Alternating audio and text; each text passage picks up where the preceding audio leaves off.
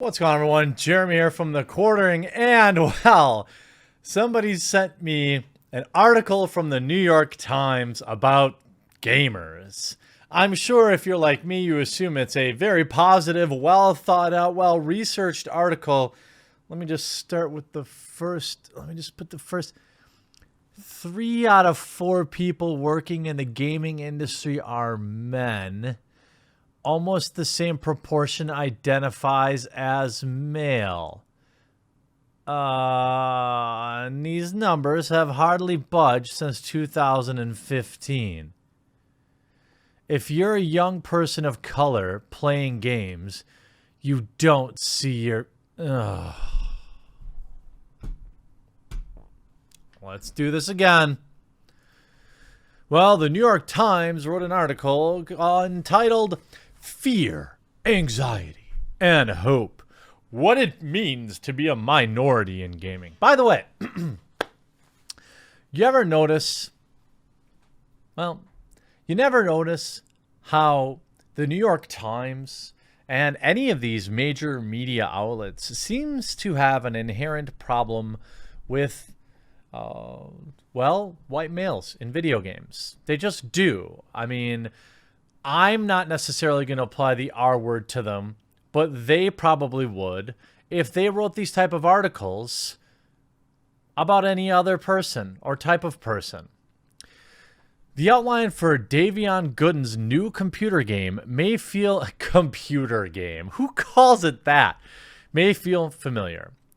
The main character must defeat villains to reach an ultimate goal, but woven in to the element that set the game apart, the main character is stuck in a coma, and the villains are nightmares. Players must confront issues like anxiety and depression. Woo! Sign me up!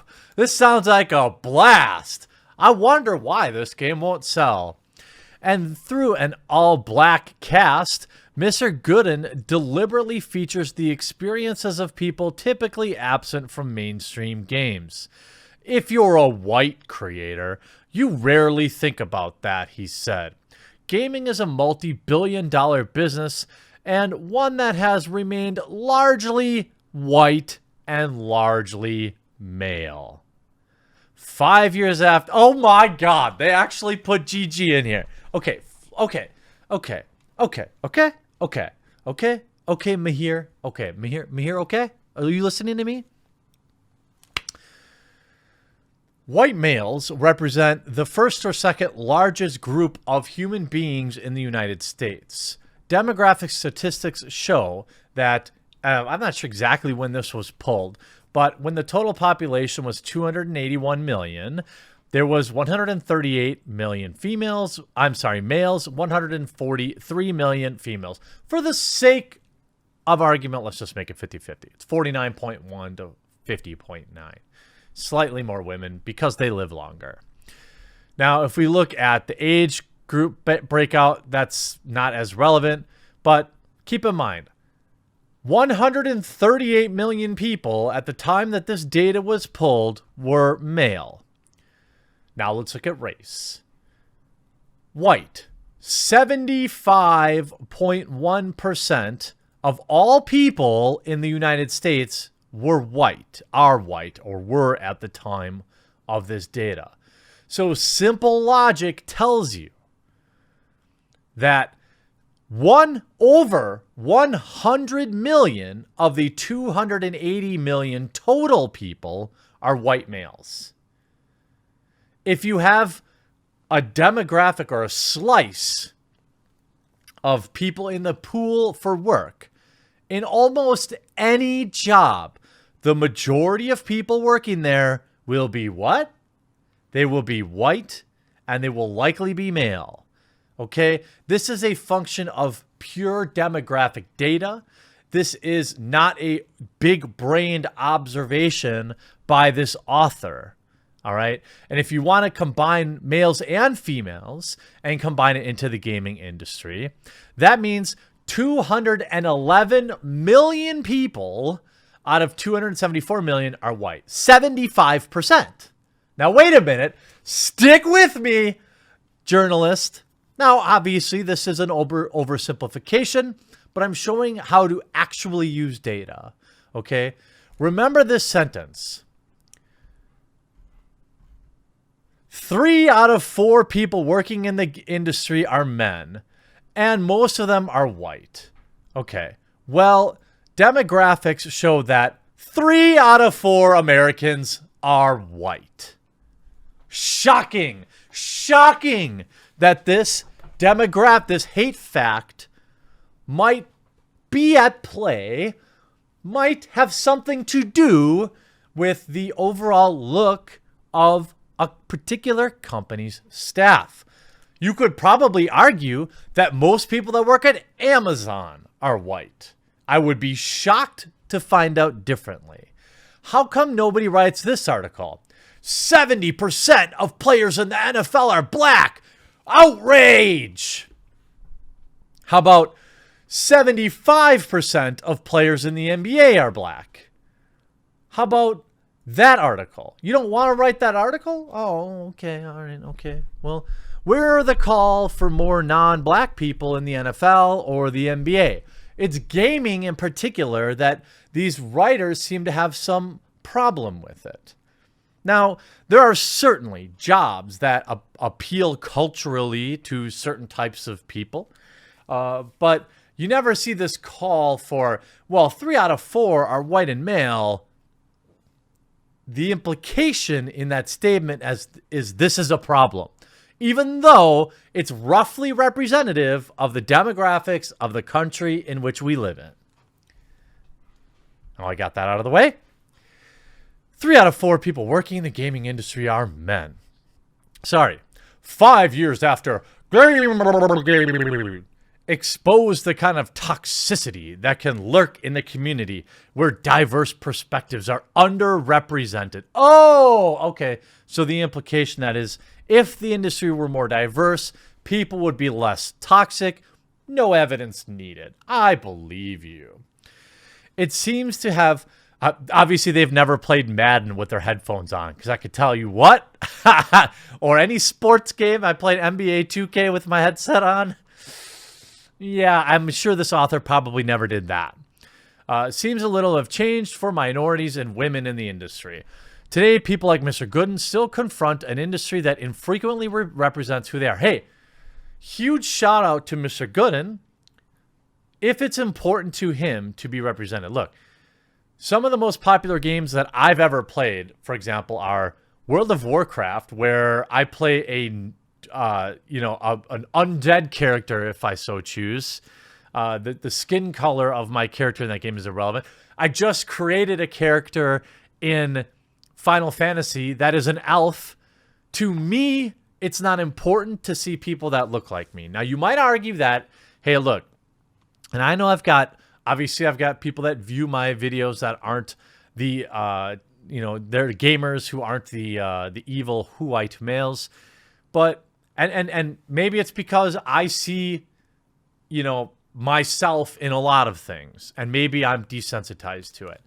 I can't tell you why I feel that way. Neither can anyone externally. But I can say when I play video games, I don't care what the characters look like. I'm not looking for video games that in particular have characters that look like me. I'm looking for good video games. All right. If Red Dead Redemption 2's main protagonist was black, it still would have been the same amazing game to me. I don't understand this mythical customer who has this hang-up on video games, and maybe they should really be looking at that. Now, Mr. Gooden apparently has that hang-up, and so he's going to create something that fills that need. And by the way, huge ups for that, all right? Look, I complained about these politically charged video game websites. I went out and just complained about it. I created exclusively games.com where we keep that stuff out of there. So, good for me, apparently. Those numbers have hardly budged since 2015, again, implying they need to. If you're a young person of color playing games, you don't see yourself represented, said Mitu Kandakar, a professor at New York University's Game Center. That kind of instills in you this sense that maybe I don't really belong. I don't believe that. In today's modern day video games, You have almost every option under the sun in character builders. Why are they ignoring that? The lack of diversity in mainstream gaming, games made by the handful of large development companies, can be cyclical, turning people away from the industry, said Dr. Khan Docker, who is also the chief executive of Glow Up Games, a research and development studio focused on diversity. Now, shocking. You took a person who is employed, who makes their living in this diversity in video games field, and they have an opinion that there isn't enough diversity in video games. Shocking. Women, for example, are rarely promoted to senior positions or made heads of studios. Earn it. Earn it. Start your own studio and make yourself the CEO. I'm sick of this implication. What is the implication here? That women deserve it and have earned it, but are not being given it because they're women. No evidence provided, and by the way, that is illegal. Many gamers say toxic harassment online is an everyday fear. What? An everyday fear? Just turn off the mic.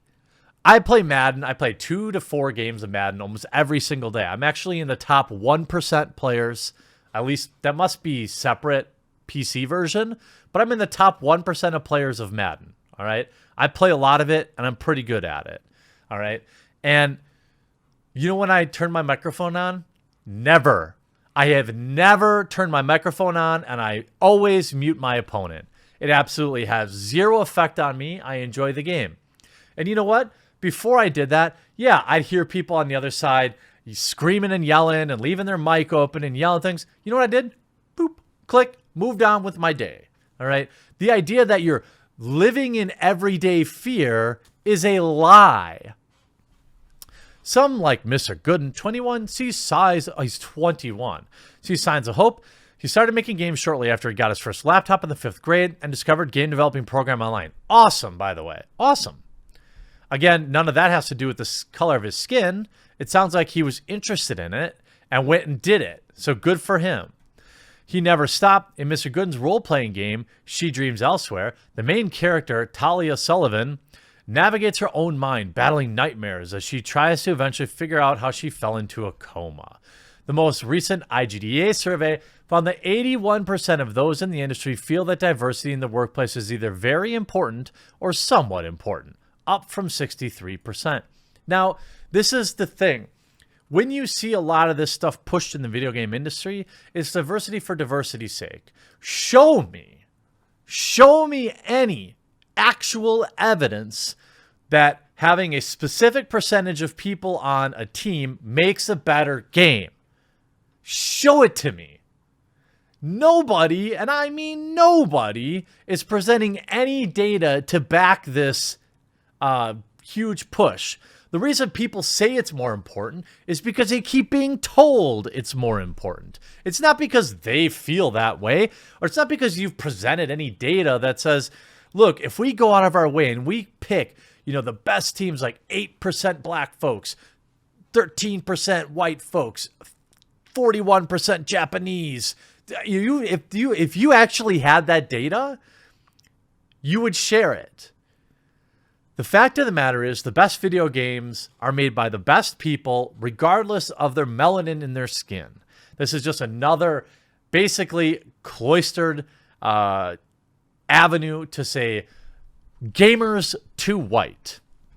I'm just 1 or 2 steps removed from people who are like exploding in popularity, and that's very scary. When unfolded in 2014, the world was exposed to this bad side of gaming. By the way, it always was there. Spurred by a misogynistic post online from a game developer's ex-boyfriend. Oh my God. Maybe you haven't made any progress in the industry because you continue to obsess with something that's been over for years. This was 5 years ago. And in internet years, it might as well be 100. I think the reason a lot of my focus has gone forward with more experimentally installation and performance art, blah, blah, blah, blah, blah. Again, Emma, Kidwell's father is white. Her mother is Japanese. But growing up in the overwhelmingly white rural suburb of Walkersville, Maryland, she felt detached from her Japanese identity. Making games would help her reconnect. She became interested in gaming as a child, watching her brothers play Xbox and PlayStation. After about 3 years in college, Miss Kidwell tried building games for a narrative design class. Through games, Miss Kidwell found she could tell stories about her own personal life. Great! Great! None of that has anything to do with her skin color. That's the thing. This implication that people like the New York Times continue to do with no factual evidence is why you're not getting anywhere. Show me that fighting for this has a better end product, and you will instantly turn me into a supporter. I'm not kidding. Show me that this effort makes better video games, and you will have a large vocal supporter, but I'm not going to hold my breath. Hope you enjoyed this video, though. We'll talk to you again real soon.